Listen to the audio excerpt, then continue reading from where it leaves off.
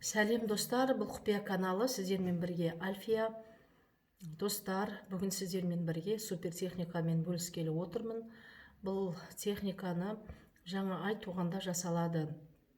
Бұл техника балалардың бақыт үшін оқытылатын дұғасы бар техника.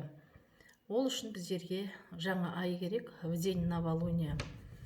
Жаңа ай туғанда жасалады, мейлі күндіз болсын, кешке болсын, әйтеуір со күні жасалады. Таңертең болсын, обедте болсын, ешқандай разница жоқ. Достар, ол үшін біздерге мынандай восковая свеча керек, восктен жасалған свеча керек, яғни осы свечаға оқылады. Достар, мына восктен жасалған свеча өте жақсы энергияны сіңіреді, сондықтан мен свечаны қолдануға ұйғардым.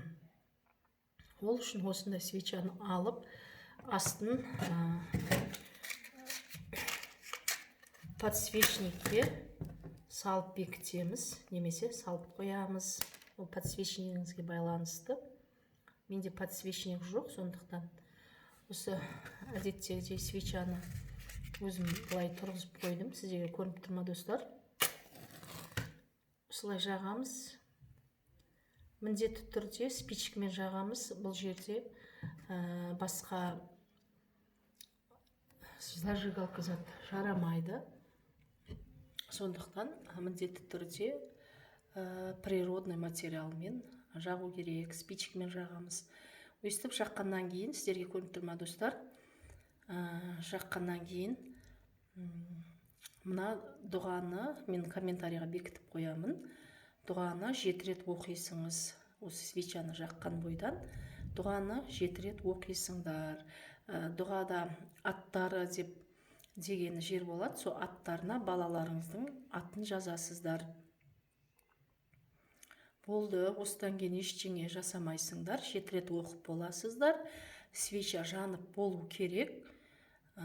Свеча жанып болам деген кейін сіздер уақытыңыз болмай қасында отыра алмаймыз десеңіз, өз шаруаларыңызбен айналыса берсеңіз болады. Сосын свеча жанып болғаннан кейін, қазір айтам, достар, свеча жанып болды делік. Свечаның түбінде осындай қалдық қалады. Міне, бұл қалдықты сіз салфетка бірдемеге орап алып, любой жаңағы жеміс ағашының түбіне апарып тастасаңыз болады. Ештеңе оқымайсыз, ештеңе қылмайсыңыз, тек жеміс ағашының түбіне апарып лақтырып тастайсыз.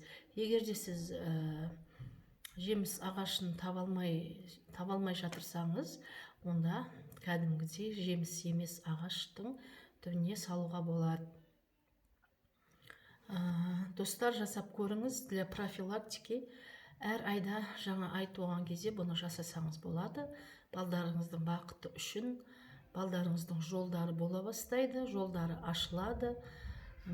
Өте керемет техника, өз практикамнан өтіп отыр. Достар, қателеріңізге жараса, лайк басып, комментарий қалдырып кетулеріңізді сұраймын. Сәттілік, достар. Міндетті түрде жасап көріңіздер.